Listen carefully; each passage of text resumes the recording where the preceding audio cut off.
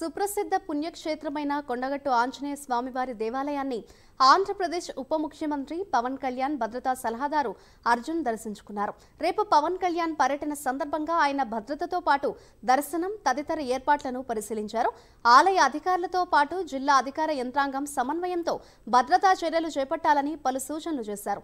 ఉప ముఖ్యమంత్రిగా బాధ్యతలు చేపట్టిన తర్వాత తొలిసారిగా కొండగట్టుకు వస్తున్న పవన్ కళ్యాణ్ పర్యటనకు సంబంధించి భద్రతా చర్యలపై ముందస్తు జాగ్రత్తలు పకడ్బందీగా ఉండాలని సూచనలు జారీ చేశారు.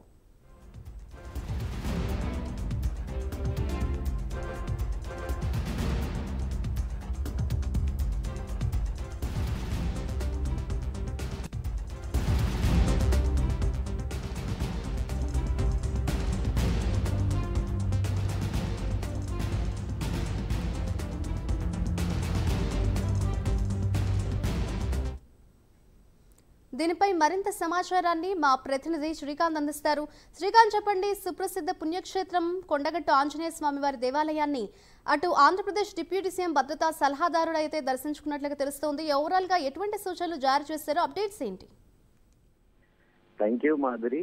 కాసేపటి క్రితమే ఆంధ్రప్రదేశ్ డిప్యూటీ సీఎం భద్రతా సలహాదారు కల్నల్ ఏదైతే కొండగట్టు ఆంజనేయ స్వామి దేవాలయాన్ని సందర్శించారు. దర్శనం కాసేపటి క్రితమే పండితుల ఆశీర్వాదం తీసుకున్న అనంతరం కూడా ఆయన మన ప్రైమ్ లైన్ న్యూస్ ప్రతినిధులు అంటే భద్రతకు సంబంధించి ఎలాంటి కార్యక్రమాలు చేపట్టబోతున్నారనే ప్రశ్న ఆయన ఇప్పుడే చేరుకోవడం జరిగింది. జిల్లా పోలీసు యంత్రాంగంతో చర్చించిన అనంతరం కూడా రేపు అంటే తొలిసారిగా కూడా ఆయన ఒక డిప్యూటీ సీఎం హోదాలో, గతంలో ఒక చలనచిత్ర నటుడిగా వచ్చినప్పటికీ కూడా ఒక సెలబ్రిటీ హోదాలో వచ్చినప్పటికీ ఈసారి మాత్రం డిప్యూటీ సీఎం హోదాలో వస్తున్న మేరకు అది ఎలాంటి భద్రతా చర్యలు దాదాపు 300 మంది పోలీసులతో కూడా సమన్వయం చేసి ఇక్కడ భద్రతా చర్యలను చేపట్టనున్నట్టుగా కూడా ఆయన తెలిపిన పరిస్థితి అయితే నెలకొంది.